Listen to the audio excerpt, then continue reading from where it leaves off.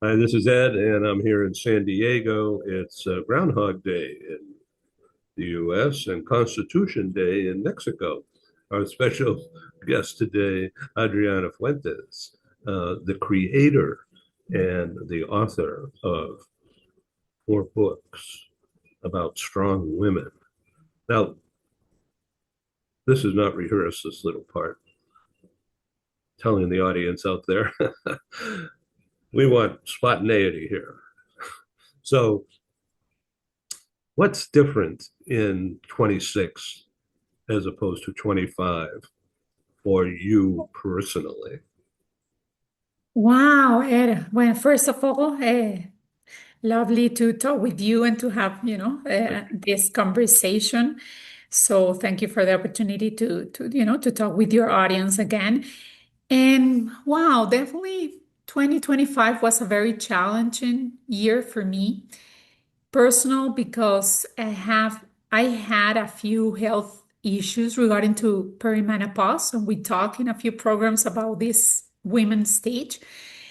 And then I had also to face kind of the empty nest at home because my son is now in college, working as an intern in a law firm, girlfriend. So like even like I work from home, being alone almost all the time is no easy. Was no easy for me, but uh, anyway, at the end, I can tell you that I consider myself very, of course, a strong woman, resilient, and especially with a very positive mindset. So that helps me to go through different challenges, personal and professional, because of course I have like some professional challenges in 2025, but trying to make the best decision for me in a professional way, being trying to understand about my future professional career. So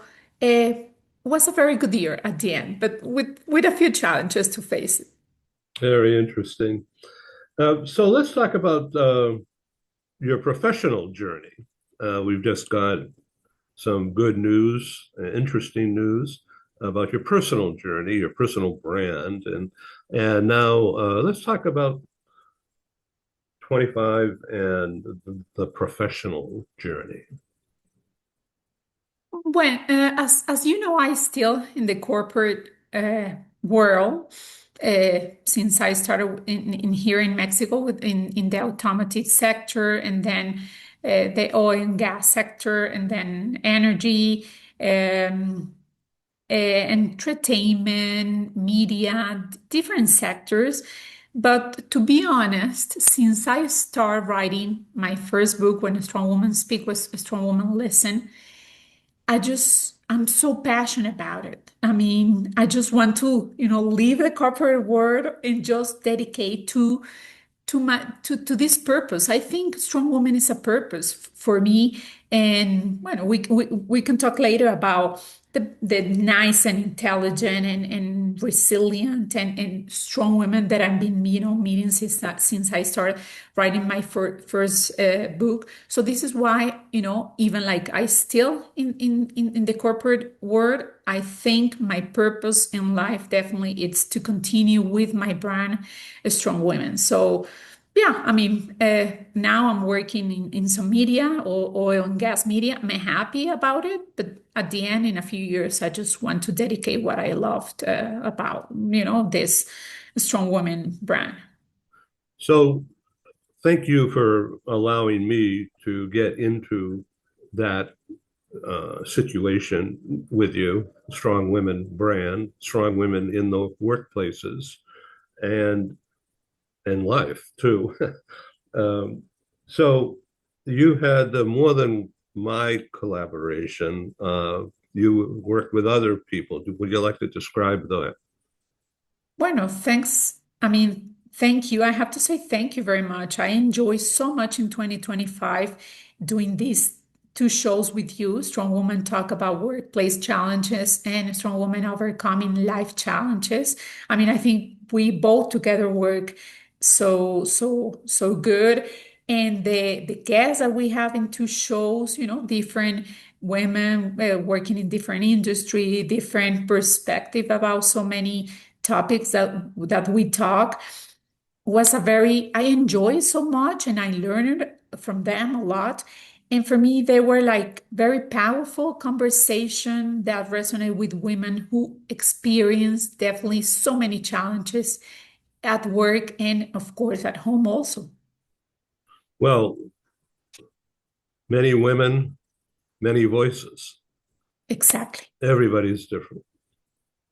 Exactly. Many women, many voices that sometimes is I mean, especially in Latin America and here in Mexico, women they don't want to talk. And about so many topics, they just afraid to talk about many things or raise their hands and to talk about maybe is to burn out, to talk about how to deal with their personal, professional and life. So they're afraid to talk. And this is kind of one of the purpose about strong women. Like it is important for me to teach them to inspire them to talk. I mean, that's so important. And especially not just for for women now, but for the next generation of women. So I want to obviously bring up the new president of Mexico is a lady, a very, very experienced business person and politician for years. Uh, she's not afraid to talk. Exactly. She's not afraid to talk. She's a strong woman. I'm happy. I think she's doing a very good thing. Some other times she needs to, work harder to do for Mexico a better country in some ways. But I think the most important challenge that she had in 2025 was to deal with Donald Trump. Definitely, it's like her big challenges, since 2025 and still until now. But yeah, she's a strong woman. I think she's exactly like teaching us, to all women that definitely we can speak out, we can just, raise our hands and talk about so many topics. And she's doing a very good job in gender violence that here in Mexico, unfortunately, it is, the data is pretty high. So she's doing a lot of programs to help and support women in so many ways. So does she have an audience? This is not rehearsed, as you could tell, and not scripted. We're certainly well organized, but what comes to my mind real quick, and then you could just say that's enough. Let's move on about politics. Uh, women in Mexico and in across Latin America, I would imagine, it's cultural, and they don't really want to stick out. They want to speak up, but they don't want to become an object of derision or any anger. And so that's why they're afraid to speak. Exactly. And Yeah, and definitely it's cultural, it's religion also involved in all this. cultural. Yeah. Yeah, cultural beliefs and value because even, when my mom is pretty young, she's 72 and I think, she's still young. And she didn't talk with me about so many things. When I was, teenager, especially about sex. This is why we will talk later about my fourth book, Strong Woman Talk About Sex.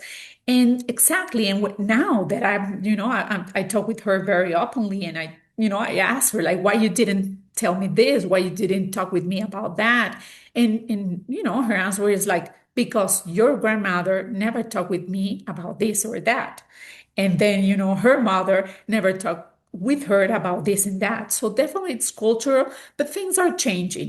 When you talk with, young uh, uh, girls right now, they're like much more open to talk about things and to raise their hand and, they're not afraid anymore. So, that's good. Much work to do still, but I think we are in the right way. I mean, in the right path.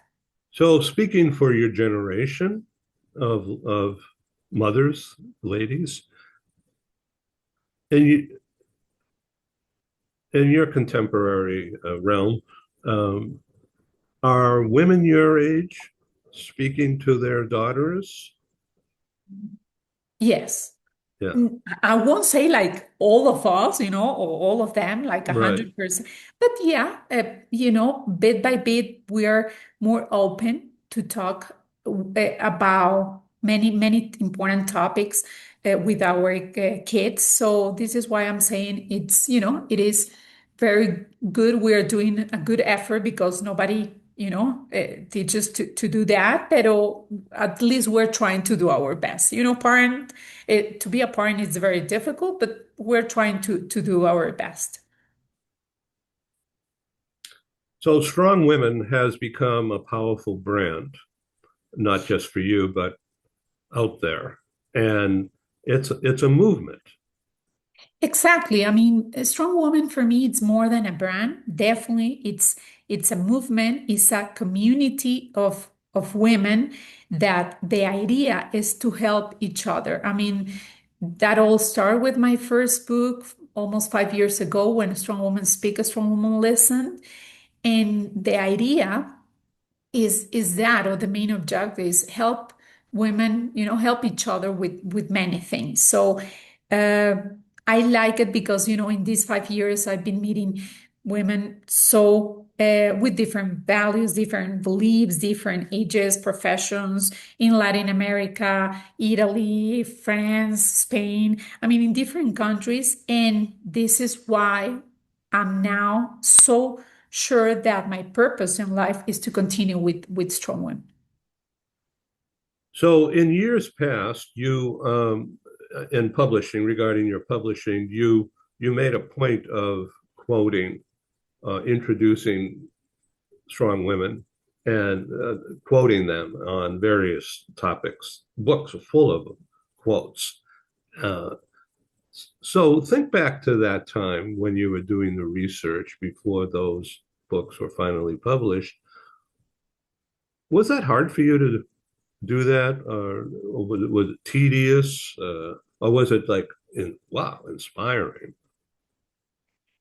Uh, I mean, I have, Stephen Howard is my coach. He's been my coach since the first book. So, having his support and help was like completely the difference because, I mean, writing my first book, I didn't know how to start. I mean, having that white page in front of me, I mean, many times I told him, like, I don't know, how I will start.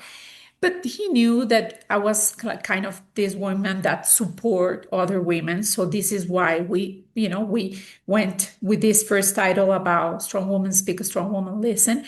And since then, of course, with his coaching and support and, had changing my mindset to, okay, now I want to be a writer. Of course, I want to be a writer. I was like feeling so powerful, just the idea to write my first book and just things start going so easy and meeting different women in that time I was working in some energy company meeting many women in the public and private sector. So yeah, I mean I just I was enjoying what I was living on that time and how I felt publishing my first book. Then I remember I told Stephen, okay, now I want to write the second one, and after the second one I want to write the third one. And I didn't want it to stop. I just wanted to continue writing. So it was energizing for you Yeah, rather very. than not a burden. No, not at all. I mean, Yeah. I'm asleep. I mean, I'm not an early morning person. And I remember like Saturdays or Sunday, I was just waking up early in the morning, having my coffee, and just writing, start writing. That never happened to me. So yeah, I was like, was a pleasure for me to discover that to myself, about myself. Back then, AI didn't exist. Exactly. Yeah. So how did you get in? How did you get that future thing, that AI, or that summarizing power that AI is showing me anyway?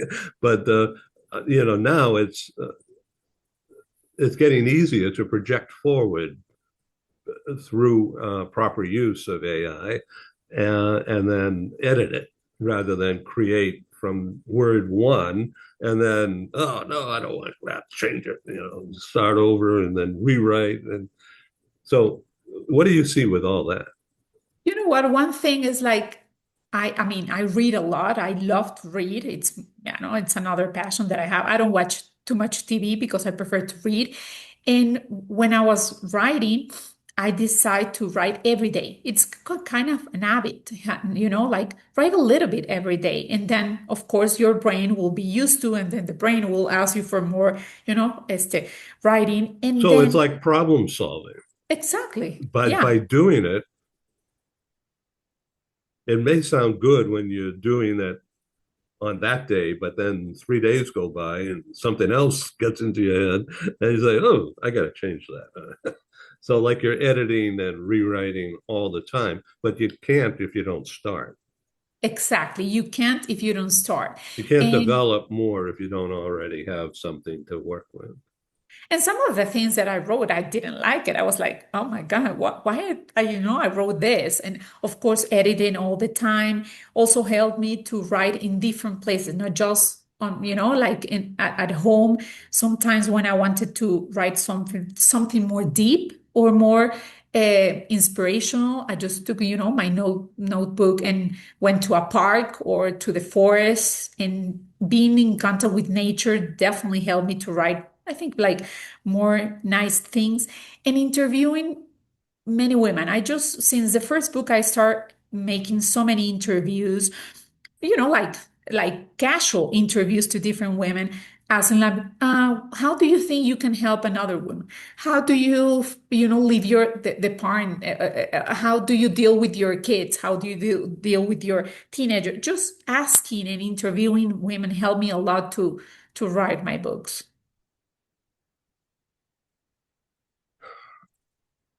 So, if I were a woman, I'd probably talk a little bit differently than I am right now, because we're going to talk about sex. So, I'm going to stop talking. So, No, I just can tell you about that specific book was like a big journey for me because, of course, I wrote it with some co-author with other ladies that have, expertise in many things regarding to sex. But I mean, I interviewed like around 200 women in Latin America from different ages, different professions, and to understand how they live their women's sexuality was like so interesting because our taboos, in Mexico, in Latin America, uh, we don't talk about that. And for me, it was exactly the right time to start talking about that. And in different interviews, I always say that this book, you can read it. Some teenager can read it because it is very educational too. One of the chapter it is, or the title is Sex and Education, and I talk about how parents we can talk with our teenagers about sex. Another chapter is Sex and Communication, how important it is, that couple talk about how they communicate each other regarding to sex, sex and menopause, sex and taboos, sex and pleasure. So, I mean, I love this book. I have a lot of good opportunities to present this book in other countries. And for me, was motivated by the need to open an honest conversation about this topic that definitely is still a taboo in Latin America. well, I remember a critical moment when we had that TV discussion, uh, and I found out that I had hormones. Exactly. Yes. I didn't even know. But in that show, I learned from you that I of course had hormones. I didn't know what they were doing though. See, and this is why I decided to talk about sex and menopause because that my friends, my colleagues that they're around my age. I mean, they even them they thought like, okay, if I'm in my perimenopause or menopause, I can have sex. And I told them, no, that's not true, because some specialists that, helped me to write my book, of course, you can do it and you can, este, enjoy sex, but in different ways. So just trying to help women to understand their body and understand their sexuality. I mean, it helps me, make me feel so proud about that this specific book. And so, to be honest, this book has to be continued story. I think I need to write a second part of this book. What would that be called? Let's have more. You know what? That's a good question, because I have here in Mexico one of my best friend. He's a doctor, and one time when I was writing this book, he told me like, Adriana, I think you should write this book, but about male perspective about sex, because if you think women they have many taboos about sex, you won't believe how men we have so much more taboos about sex. And he told me like, I have so many, of course, colleagues, doctors, that they can help you in the scientific way to write this book. So I don't know if write it, to be continue this book in the women perspective or male perspective. I think it could be very interesting to have this male perspective too. Wow. Okay, so let's move on. This book has the book that we're talking about sex and menopause. Um, Important presentations. Give us an example. So these are highlights, right? Yeah, I mean, I had the opportunity to go to Miami with the support of Mexican consular in Florida. So, I mean, for me, that was like, wow, very, important, because maybe you can think like, oh my God, like a Mexican consular in Florida, I don't think they will be, they won't accept, or they won't be very happy, to somebody to talk about sex, and they were very open. So I went to Miami, I went to Montreal, I went two times to Venezuela, and to two different events. In Venezuela, I present this book. So traveling to different countries, talking about this book, make me feel so proud of what, about the book, about the women that collaborated with me in this book. And exactly. And this is the real example how women they want to listen more about these topics, because they just understand that shouldn't be a taboo anymore. Fascinating stuff.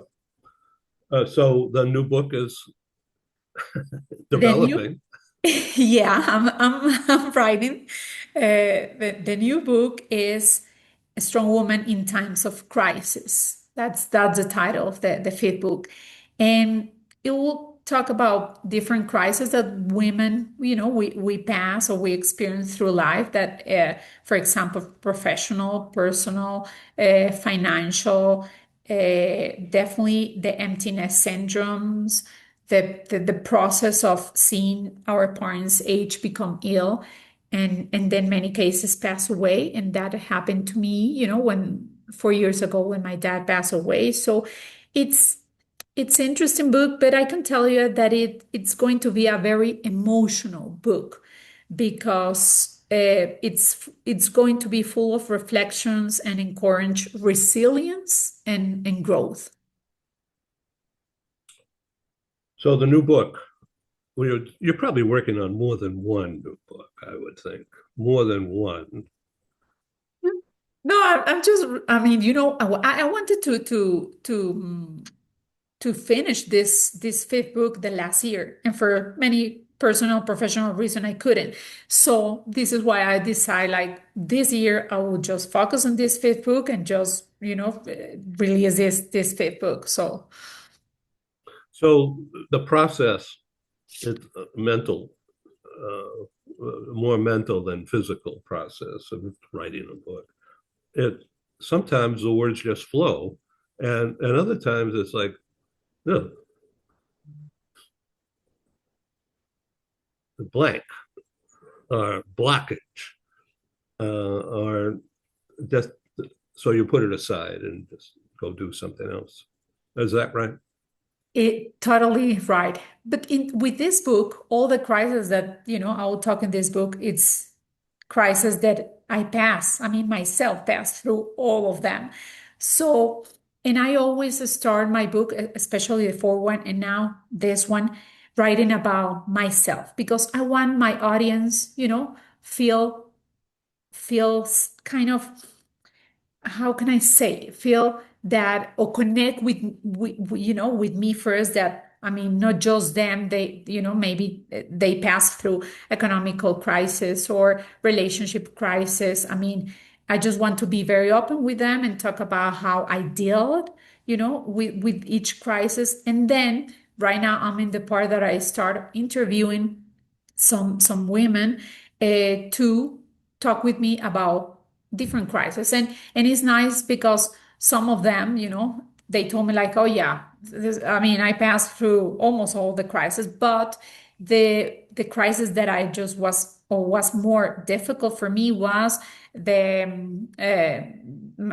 I don't know, the economical or the financial. Okay, so but at the end, each woman that I'm doing the interview with, they feel identified with this book and with each crisis. So that's good. It's been not very difficult for me to write about each crisis and talk with women about crisis. Is we're talking about reality, how life is, and how we can just face each crisis and how we can learn about each crisis. Life goes on. Exactly. Life goes on. International Women's Day is in March, isn't it? Yeah, March 8th of March.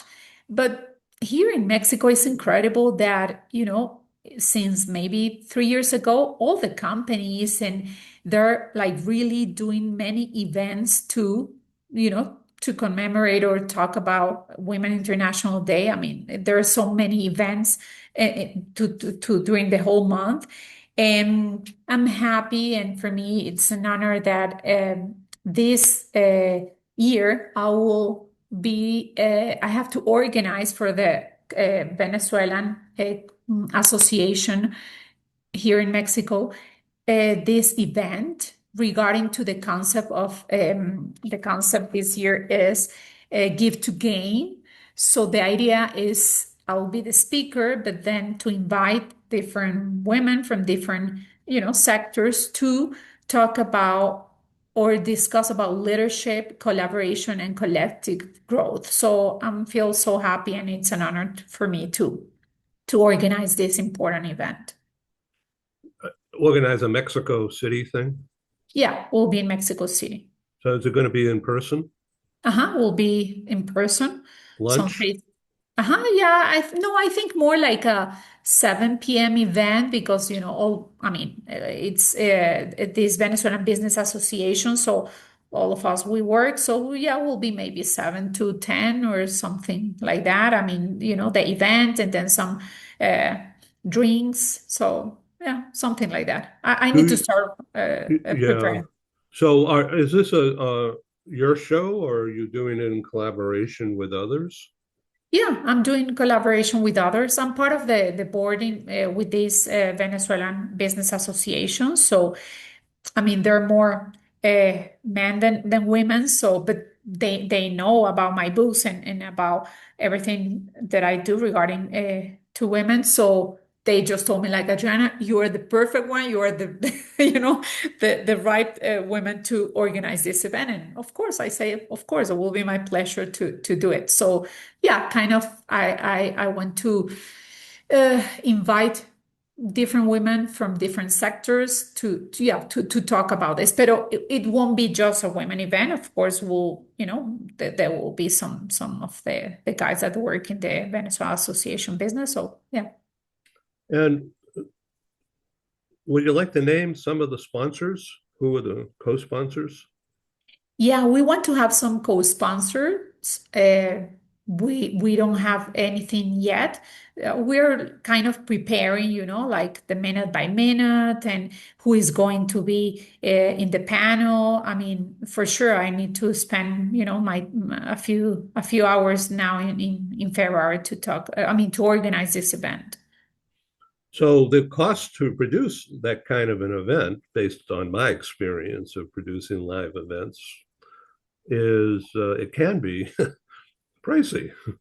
If they're going to serve wine, it's more expensive than Coca-Cola, and then you're probably going to have some cheese and Cheese and crackers or wine, something, exactly. right? Yeah. uh, so there has to be a company that the president of Mexico can recommend to you. No, the thing is like one of the members of this Venezuelan Business Association works, he's a VP from SAP. So he will give us the venue. So the most expensive thing is Yeah. always the venue. So we will use the SAP venue. So that's good. Maybe we just need to think about exactly the cost of wine and cheese and some other things. But the idea is, of course, to invite some sponsors to join the event. And as I have some contact with some media, the idea is maybe to invite some media. So we'll see. But definitely, it is going to be a nice event. So I want to say and perhaps make an introduction for you when we get off this program. One of my customers is Diane Devitt, Mhm. U.S. Her 30-year career has included meetings and events for some very large organizations, and uh, now she's doing some consulting in that regard. But she also taught media, and meetings and events are media Okay. uh, at NYU as a Okay. professor. So I'll be glad to make an introduction. So anyway, she wrote a book called "What Color Is Your Event?" Or Oh, nice, nice title. colors. I mean, Okay. it couldn't. It could be pink, but it could also be black, but, or red, or Exactly. Or pink, as for Women International Day, whatever. so. I mean, Interesting. all of that goes to PR and image making and joie de vivre about the event and get people excited about it. So Right. I just want to throw out those ideas as she and I have had this kind of discussion I mean, about as how all always, that. you are the perfect PR guy to connect people around the world. So, I mean, you've been doing that for so many years, and I have to really thank you because you connect me already with many people. So that, yeah, that will be lovely. We can, if I can talk with her and just to see how we can help each other and support each other. Okay, final question here. Well, maybe it's not final, but what message would you like to leave for the women who follow your work? Be a strong woman, be a strong woman and go for it. I mean, no matter how big or small are your goals in life or your dreams, you have to believe in yourself and yeah, and just believe that you can achieve anything in life. Definitely, uh, I think that's my message. And some women, they don't believe they're strong enough to achieve their dreams and goals. But this is why strong women, my brand, but my movement and my community of women, this is the purpose of this, to really encourage women to uh, understand that they're strong enough to achieve any dreams and objectives or goals in life. Adriana Fuentes, congratulations on being a global business news communicator. Um, there are many communicators who already have, and many more will be announced as we go forward through the year. The concept has been to originally bring people together, and 20 winners, and everybody is this big on the screen, but here we are, there's only you and me, and we're giant. And so to bring more honor to the award winner and the value of the communication, the value of the messaging, and being in the PR, media, marketing side of things for 50 years, it's second nature to me, but it's not second nature to other people. It could be a real pain in the neck. And you can also get it wrong without thinking of getting it wrong. It just happens. And without experience, you don't know what the bad side is, what the risks are of misspeaking or doing something that somebody might not like, and you won't be ready for that. You're not experienced enough. It's a tricky business of putting things together on TV or even audio, radio, and most definitely stage. In other words, in person meetings. A lot of risks, a lot of upside too. So you've done a really masterful job in communicating the core message, and it's become a movement. The more I redistribute the videos of our talks, the more people want to learn about you and about perhaps communicating their own experiences. And that's what I see as your future, because it's a big world out there. There's a lot of ladies and a lot of women and a lot of men who will be allies, not the enemy. Yeah, you know what? I was thinking that sometime you and I we have to do some event, face-to-face event here in Mexico City. Sometime. I mean, this year, I'd next love year, it that. doesn't Yeah. matter.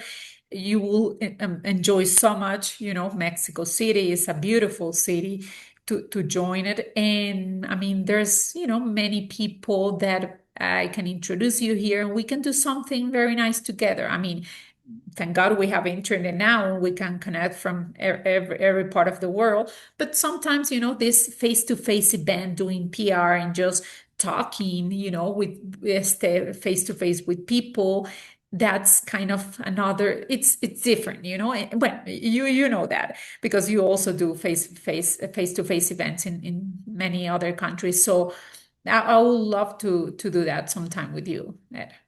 You're on. That's great. Okay, thank you very much for doing this. Hey, before Stephen you guys, Howard, thank you. hey, before you Thank guys leave, Ed, I love the way you summarized the Communicator of the Award at the end, but could you maybe, I'll go off screen. Could you just do your normal hi? This is Ed from San Diego, and I'll cut it and put it at the front. But I think we need an introduction at the very beginning that says, "Hi, I'm Ed. We're here to celebrate Adriana Fuentes' Communicator of the Year for creating this brand and a global movement." Would you mind doing that? I'd love to do it. I'm ready. Okay, I'll go off screen. Thanks. Hi, I'm Ed, and I'm in San Diego, California, which is where I'm sitting, is about 8 miles from Tijuana and the Baja Mexico border. So I'm very familiar with cross-cultural stuff. And I'm applying that background and that interest to what I call the Communicator Award. And I'm doing that as a PR device for the magazine media group that I've been doing for a number of years called Global Business News. And its offshoots, global business conferences, global business luncheons, whatever. So global business news, in my vision as editor and publisher, are for people and companies that are perfect at communicating an idea about their personal brand and or their professional brand and what it means, how it helps, and how the meshing of the personal brand and the professional brand creates you, the vision of you and of your idea. The the winner in today's broadcast is Adriana Fuentes in Mexico City, author of 4 books about strong women in life, in the workplaces. Stand by. We're going to meet Adriana Fuentes in just a minute. I think you'll love it. Great, thank you. Thank you. Perfect. And you'll send me the link later? Yeah. Okay. In a couple hours. Yeah, that's fine. And I'll cut that and put it at the front. So that's beautiful. Thank you. Yeah, that's great. Thank you. You know, Thank you. I didn't think of doing that up front. I just wanted to say hi. So thank you. Thank you very much, Ed. Thank you for your time. Lovely conversations. And yeah, we'll talk later to see what else we can Yeah. do this year together.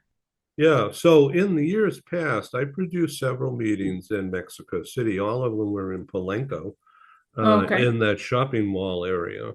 Okay. And AIG, the big insurance company, was at that time a big sponsor. And Ernst and Young Mm-hmm. has their Mexico City headquarters there Mm-hmm. in that office building above the shopping mall. And that's where we held the meetings year after year. One year I did a meeting in downtown at El Camino Real Hotel, Uh-huh. which is very different, but also very nice. When was the last time you were here? I mean, Oh, it was before COVID. okay, I'd no, but say 19, 2019, 2018, something like that. okay, but not too far away. Okay, no, so oh, Yeah, nice. it's like a lifetime ago now, boy. Oh, yeah, okay. And for how long you stay here? Oh, just a couple of days. And Yeah. you have the opportunity to do some touristic things? Or? Not really, no. No, I'll be your tourist guy. I mean, there's many places to go. Yeah, yeah. Well, in years past, we haven't done it this year yet. So Joanna and I get on a plane here in San Diego and go 2.5 hours south to Mhm. the tip of Baja in Uh-huh. Cabo. And prior to that, we almost always went to Puerto Vallarta. Uh-huh, Puerto Vallarta, sí, Yeah, so nice. many times. And so, and we're very close to Mexico. Just about an hour south of here is Ensenada, Uh-huh. which is a beautiful harbor, and it's adjacent to the Napa Valley of Mexico. Oh, Yeah, sí, okay. I forget what it's called, but it's right Mhm, south of there mhm. because of perfect climate, very much like San Diego, a little warmer. And go behind the mountain range there, and there's all the vineyards and the agricultural area. Mhm. Fabulous area. Yeah, Querétaro. Valle de Guadalupe. Ajá, Valle de Guadalupe. Exactly. Yeah, Mhm. yeah, a really nice area. We also spent time, this is going back maybe 10, 15 years now, in Cancun. And Oh, that's the stretch, the Riviera stretch that goes south there. okay. Oh, so Yeah, yeah, yeah. you've At been the here for time, a few. Joanne was an executive with Expedia, and Okay. she was an expert in bringing travel agencies together and giving them the VIP treatment, what, Exactly. which related to general managers of the biggest hotels, fanciest. welcoming Joanne to experience Mm. uh, the Oh, lucky resorts. you. And so I brought my camera and Exactly. And you took enjoy it. pictures, PR. Oh, nice, So nice. yeah, I would love to go back to Mexico. I've just got to get my passport renewed.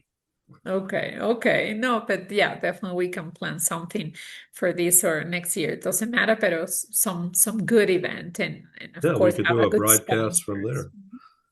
Okay. So, All right. Thank you very well, much, Stephen. thank you. Thank you. Thank you. We'll keep in touch. Have a nice day and yeah, talk to you soon. Adios. Adios. Bye-bye.